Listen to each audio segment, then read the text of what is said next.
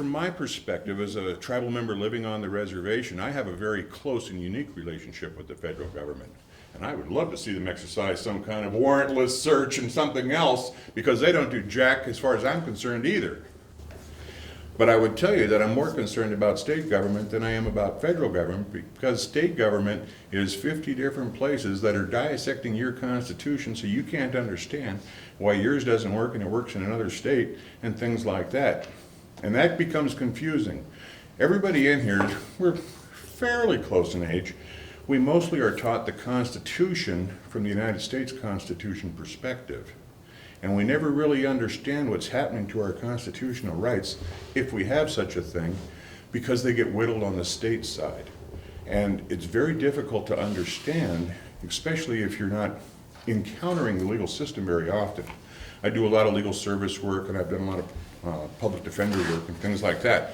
And so I've worked in very poor areas, and so you end up with people who end up in circumstances where rights are really questionable and how things work out.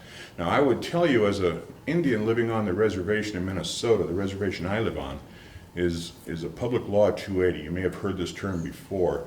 But essentially what happened was, back in 1953, Congress wasn't able to deal with all the Indians that were in Minnesota necessarily, and the people in Minnesota didn't exactly like the way we were not having laws the way people thought we should have laws. And so they gave the state criminal authority, and they gave the state limited civil authority. Who did? The federal government. Because the federal government holds all of our rights in trust. Our rights to hunt, fish, and gather, our rights to have a reservation, our rights to have land. And so when I listen to the federal government can't do anything, federal government is the only one we can work through. Because if you look in the Constitution, it says Indians twice. Because we have a unique and separate relationship. I would tell you that when they passed the Civil Rights Act of 1964, 4 years later they passed the Indian Civil Rights Act of 1968, because we still hadn't gotten to ours. Because ours are separate and apart. Essentially what happens under the United States Constitution, because we are mentioned in the Commerce Clause, everything flows from there and from Congress. And all of the rights that everybody else in here has or doesn't have is under the U.S. Constitution and the subsequent state constitutions.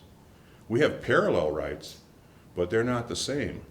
And so when you talk about liberty, I'm not subject to all the laws that you're subject to, and I will never be subject to all of those laws necessarily. Criminal laws, that's a little bit different matter, but civil is another issue completely.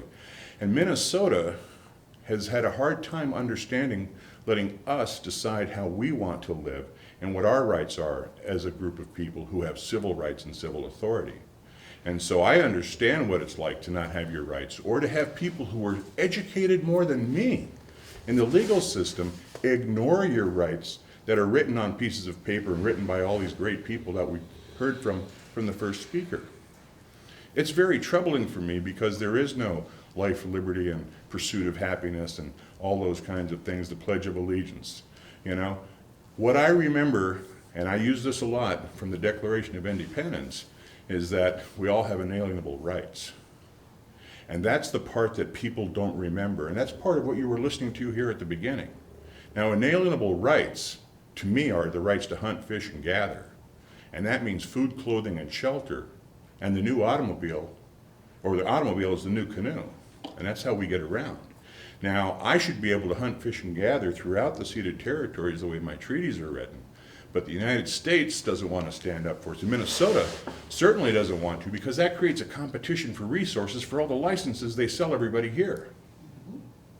So they have to keep us oppressed and in poverty so that they can give away our resources and sell them to other people. That's the world that I live in. And so it gets very difficult to understand and figure out how the laws are and aren't working, because I live in a world where state law doesn't always apply. And so I am having to try to convince state judges who took an oath to follow the U.S. constitutional law and not the state law that we are not subject to, because our treaties are with the federal government. And it's very hard for judges to think about what laws they can and can't apply, because they haven't been taught that way. They think they have the right to do everything because it's in a book. And so what happens is, sometimes because they don't know what their job is, or because frequently judges come from the prosecution, they see the necessity of enforcing law. And I'm going to talk about a couple of laws that I've learned that aren't the way they should be, at least in the world that I live in. When I went to law school, I already understood a lot of things. I was already like 38. And so I was already understanding and writing in an Indian newspaper. They started talking about civil forfeiture, and I couldn't understand how they could apply civil forfeiture. And you've maybe heard of it. If you behave, you maybe haven't. But civil forfeiture is if you're, too many alcohol or in a robbery or some kind of crime, they take your car away from you.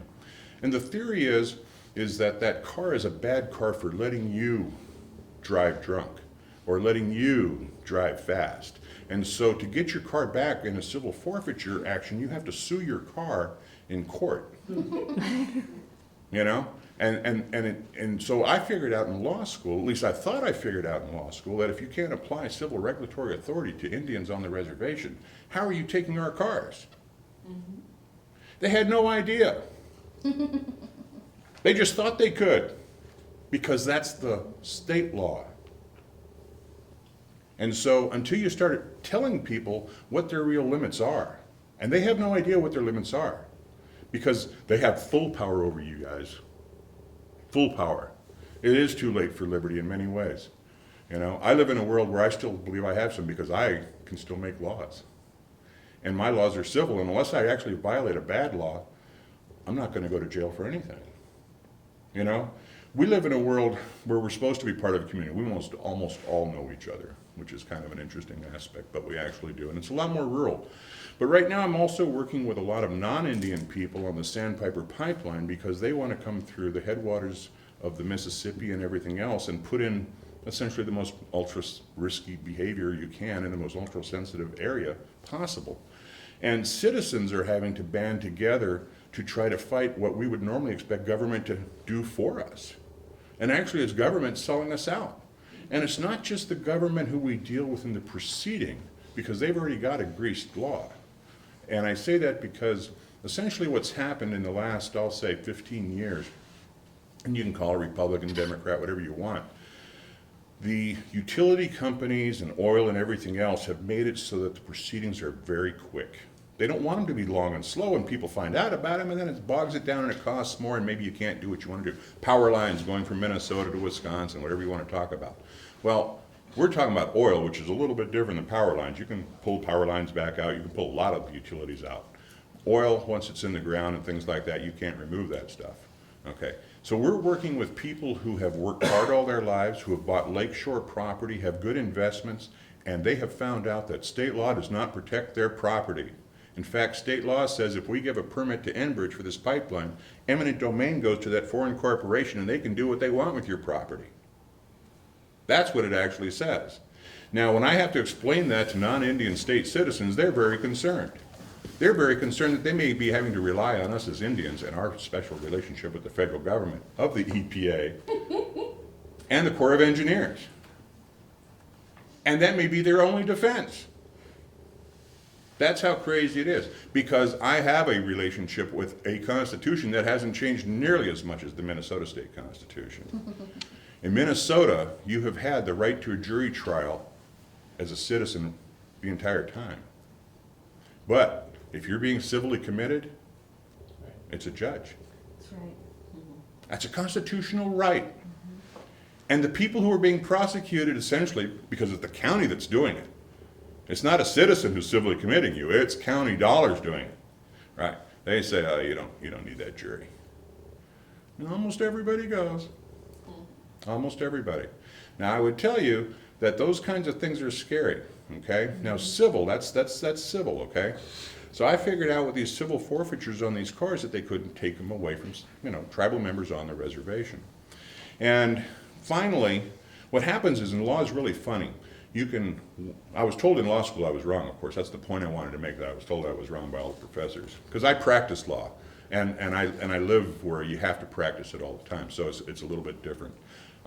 So when I figured out this about vehicles, figuring it out doesn't make it work. You have to actually have a precedential case where somebody rules against you. And so once the judges understood what I was saying, and I would give them the decision from their own brethren, they would say, oh yeah, we'll give you the vehicle back. It took 3 or 4 years before I found a judge who didn't care what the law said one way or another. He couldn't see how we could get the car back. That was just plain and simple to him. So he kept the car. That gave me the right to appeal, and that gave me the right to, have a precedent set at the Court of Appeals. Otherwise, I was just getting cars back one at a time. And so when you try to figure out how law works, or whether it works, it really doesn't, especially from an Indian perspective because of our uniqueness. Now, I would tell you I also had a case with a felon in possession of a firearm. Now, this person is a Fond du Lac member, lives in the 1854 Treaty Territory. In the 1854 Treaty, we were traded 300 guns, 200 rifles, and 200 guns, 100 rifles, and 300 rounds of ammunition, I think, or something like that, to be given to the young men of the tribe. So that means we have an independent right to bear arms, as far as I'm concerned, especially on reservation. My guy had a gun, and it was a gun that was similar to a gun that was used in a murder, and the people who were being pursued said, that guy's got a gun just like it. And they went over and talked to him, and he gave them the gun. And ironically, it was on Leech Lake Reservation where I live. His gun was in its gun case. It was during our hunting season. He had his hunting license in the gun case and things like that. And they took the gun. Well, after about a year, they went through the case. They prosecuted the rifle murderer, and they went to jail and things like that. They ran Joel's weapon, and Joel isn't supposed to have a firearm. So they don't know where Joel's at because he's just a poor Indian. So they put out a bench warrant. And that just means whenever you get pulled over, you inconveniently go to jail until you can straighten things out. And so, it wasn't until Joel had a tail light out or something up in Virginia that he gets pulled over. Stuff goes into the impound lot, and he's in there because he's a poor guy. And as he explained to me, that was the 4th time he had to start over, because it is devastating for people in poverty to lose a vehicle. It's devastating for anybody. But if you live in a household where that maybe 3 or 4 people are trying to get to work on that vehicle and it's gone, you can lose your job. You lose your job, you might lose your household. You lose your household, you might lose your kids because you're an unfit parent not providing a home. I mean, it's all a cascade of laws. And that's the same thing I see with like the PUC with the Sandpiper. The legislature makes it so that it's supposed to be an efficient process. The PUC says, well, this is what the laws say, we have to do this. It's not our fault. Everybody has compartmentalized this in such a way that no one person can make this stop or start. They all say it's in the system and you have to go and do X, Y, and Z. You do have to plug in as individuals. You do have to show up. You do have to embarrass people. You have to torture people. There is no other way around it because other people don't show up. That's what we know. And we know that we still have to fight for our treaty rights. But as one of my friends said recently, and it was kind of ironic to hear it from an Indian, but he felt good because he knows that the white people, he says, they don't have any hope. At least we have hope our treaty rights are going to work. That's scary because they haven't been working that well. But that's about to change here pretty soon because I've been working on it myself. But in reality, the treaty rights that we possess are the same inherent rights that you would have possessed when you first came to this continent, because we would have never thought of you possessing anything different than what we possessed. It's the governments that you've created that have almost entirely taken away everything that you think you have. And it happens in very subtle ways because you want to have all of those government amenities, whether it's the roads being plowed, the road being resurfaced, the ambulance, the lights turning green, the lights turning red. We love all that stuff. Give me more. Well, the only way you get that is more money. And so where do you get the money? There's a town in trouble right now because they're issuing too many tickets to pay for 1/3 of their budget. So where do you get the money?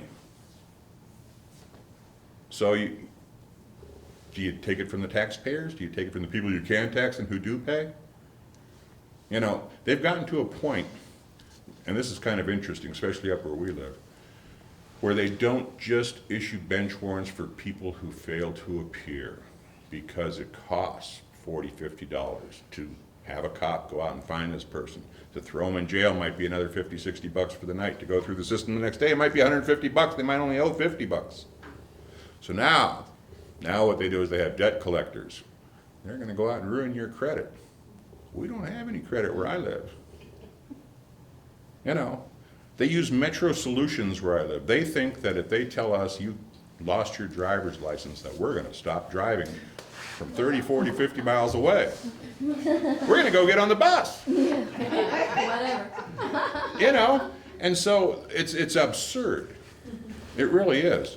And so when you try to figure out how the system works, we all know the system doesn't work where I live. You know, she had said something at the beginning there about protection and so forth. You know, where we live, I perceive we're all social libertarians. We want everybody to have good education, we want them to have good medical care, and we want them to have a good job, and we want them to pay taxes. And we want to live in the woods, and we don't want to have to see each other if we don't have to. And it's that simple. And we know everybody in the woods has a gun, and it's loaded. There is no doubt in our minds, because we all have all of our guns loaded, because what's the point of having a gun otherwise? Down here, well, what is the point? I mean, you know, but down here, you can't just do that. You can't just have a gun. Joel had to go sit for 5 years because it's a presumptive commit. And now what happened was when I went to the Court of Appeals, I'm sorry? It means that you're automatically going to serve 60 months just because you did that crime. It's almost like a statutory crime is what they would call it. That's the outcome.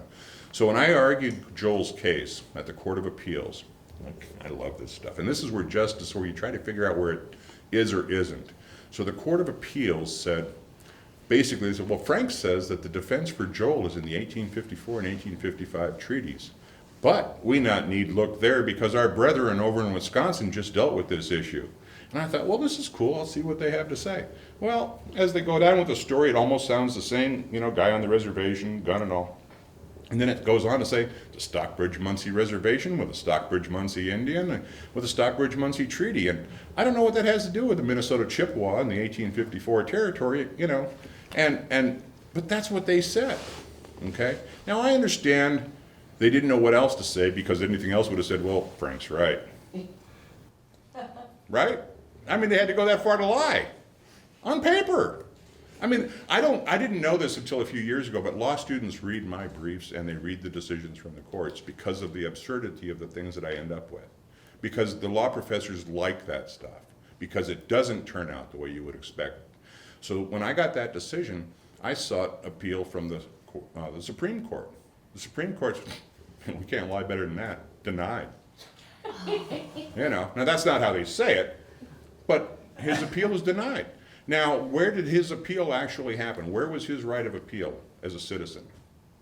It was nowhere. They never wanted him to have it. They never wanted to recognize the law. So I did what I did on several cases, and I wrote to the Supreme Court, the U.S. Supreme Court. It's Indian country, man. We don't discern. We don't do that stuff. It's too goofy for them. But at the same time, when I was doing that decision, D.C. versus Heller came out. If you remember that decision, right? Yeah, the Supreme Court said, "Hell yeah, you can have a gun. We can have one in D.C. too." Right? Even though it was outlawed in D.C. Right? Right. And what I have to be reminded from people from time to time is it doesn't work the same for Indians. And so, while I can see the differences and explain the differences, I can't get the law to work, okay? So now when you talk about civil, because guns are civil, it's a civil right. I mean, how could it not be? So how are they getting control of us as Indians on the reservation? By violating the law, by knowingly violating the law. So then when you go to the next level, or maybe the last level, you get to civil commitment of sex offenders, okay? Now, I've dealt with a couple of these guys, and the first guy I dealt with, fortunately, really wasn't, but it doesn't matter. Because once they get you going, it just doesn't matter. Because they don't want to be wrong either. They don't like any of that stuff. And so what happens is they've figured out that they don't really have the right, and this is the Supreme Court in Minnesota, doesn't have the right in Public Law 280. They don't care if they have a congressional grant or not. They're too afraid. And so what that means is judges are enforcing a law that doesn't really exist against us because the legislature won't make the laws and they won't work with Indian country, and the feds don't know what to do either. So we don't see the law being enforced. We don't even understand what they're doing. I did a CLE here a while back on criminal law, and the people that come to my training are the judges and the prosecutors because they want to know what I'm up to, because I'm up to pulling their pants down. Well, I mean, that's all you can do. You're not going to get justice. I mean, if you know that going in, it's a lot easier to be a little risque. And that's probably why I am the way I am. But the federal government sent out an question, or 8, whatever you want to call it, questionnaire item to all the 50 states about what are you doing about civil commitment of sex offenders. And 46 states responded. Minnesota wasn't one of them. Out of the 8 questions, the last 2 questions were, are there any Indian reservations in your state? The last question was, are you working cooperatively with them on anything? They don't want to even answer that question. They don't know what to do about our rights, and they don't want to ask us. They want to force us. And they don't know what to do except force us. And our own leaders don't know what to do, because how do you come out and say, hey, you can't enforce sex offender law against, people on the reservation? That happened a few years ago, and it hit the press really bad. It was like, oh, reservations, havens for sex offenders. Yeah, if they're Indian. Yeah.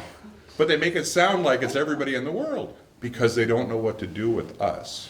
And so our laws are still a more natural law. They want us in part of the law with the federal government.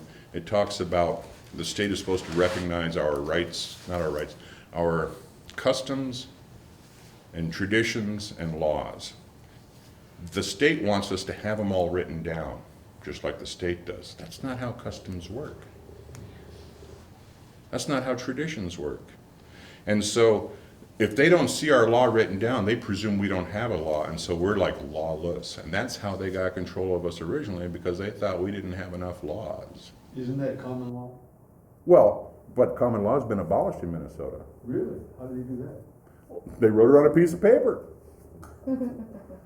That's how they do everything.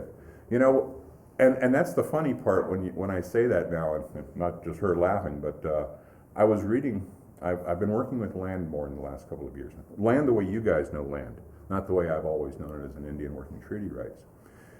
And I had this old document from about, I'll say 20 years ago, and it's Minnesota Statute 84.09, and it's about wild rice. And in there it talks about, from time immemorial, the Indians have relied upon wild rice as their sustenance and economic resource and so forth. And this is a 1939 law. It's probably about most 2/3 of a page. And back in the 20s and 30s, non-Indian farmers had figured out how to make floating combines to go out onto lakes and harvest wild rice. And they were so efficient that there was no seed left, and they were killing off crops on entire lakes. And so the state was forced to step in, and the feds had to step in. And they actually created some refuges, federal refuges up north. And so what happened, Minnesota was trying to compete with the federal government, say, oh no, we can be just as nice to the Indians, really just let us do it instead. And they can't. But in the law, it said that they had granted us the exclusive right to harvest wild rice within the boundaries of the original reservations. Now, our reservations have been whittled down since that law came out, and that law was on the books since 1939 until about 1980.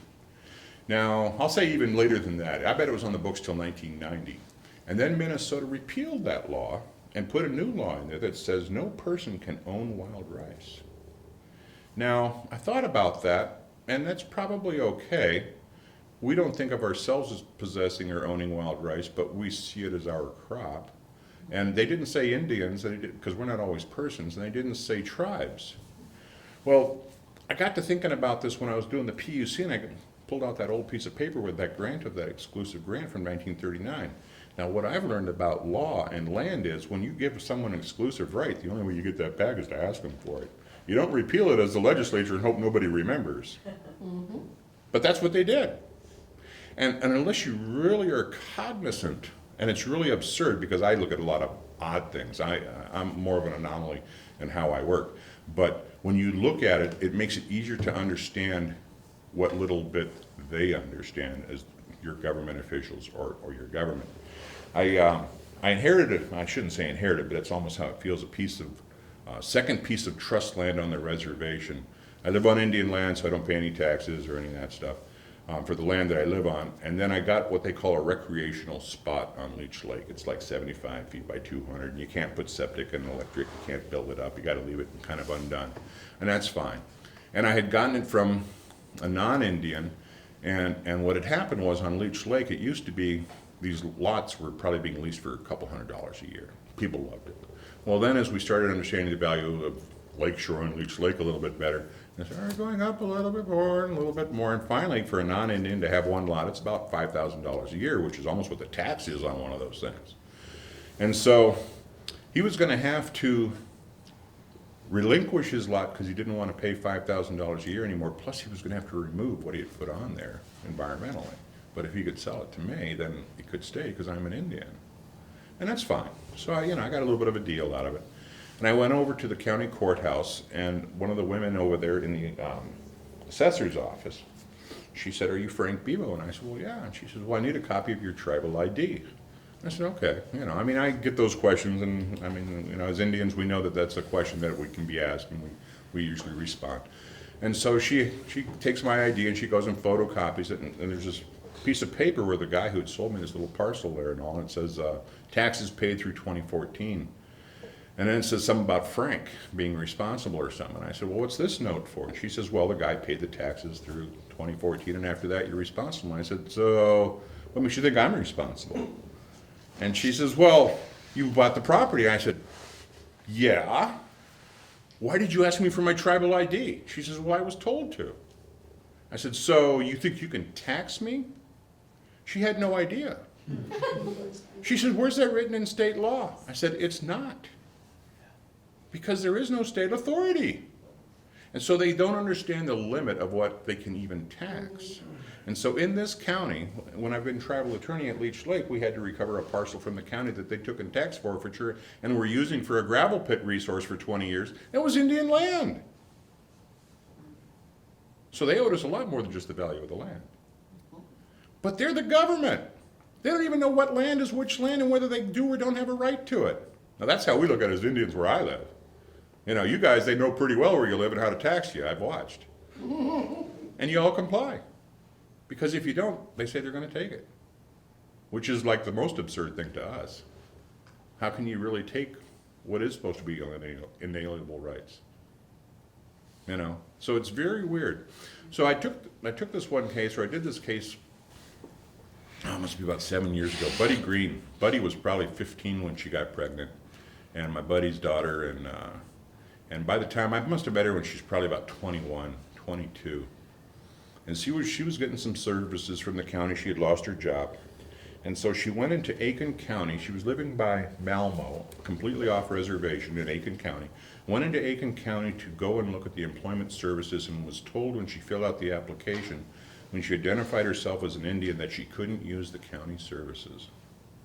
And then because the county had an agreement with the tribe, she had to rely on the tribe to give her employment services, and the tribe's headquarters in Cass Lake was 80 miles away. She was looking for work 10, 15 miles away from where she lived. We fought that all the way up to the Minnesota Supreme Court, and the Minnesota Supreme Court, my only question, of course they don't answer my question was, is she a citizen? She's not a citizen. They said that she had to go and do what the tribe said because they made a deal with the tribe. Now, in reality, what they had done was, because you can't do what they're doing, but you can't also fight it because you just don't have the money and the resources. The state law said that the county provider must refer Indian members to the tribal provider. And the contract said the tribal provider must accept all Indians referred to them. But there is no law you can make that says the Indians must go to. There is no law like that. But Minnesota believes there is. The ALJ understood what I was doing, and she said this is a third-party beneficiary contract. That's all this is, and she doesn't have to show up. And that is how it works out, because you can't make them do that. But before that decision came out of the agency, they reversed the decision in favor of the agency because they have that discretion under law. And then if I wanted to appeal, I could appeal their win. And that's what I had to fight, was their win, even though they had lost, because as an agency, they had the right to change the decision. And so when you try to figure out how the law works, it doesn't. That's the real problem. And so when you try to figure out how do you fix it, I don't know that you actually can. And when I watch what other states do to tribes in other places who don't know how to defend their rights, it's even more scary at times. And so I am doing what I'm doing because I live with a bunch of poor people, you know, and I'm related to a few of them, and I'm concerned. But there isn't much concern otherwise, and there's not much concern about the pipelines. We've got 8 pipelines that go right by my house. It's a saturated corridor is what they say. There's no room left between Pike Bay. And so what looks illegal becomes legitimatized by going through a court process, because it becomes legal afterwards. That's why it's hard to understand what's legal. They make it legal themselves. Yes. What are your voting rights as far as voting for Minnesota officers or candidates or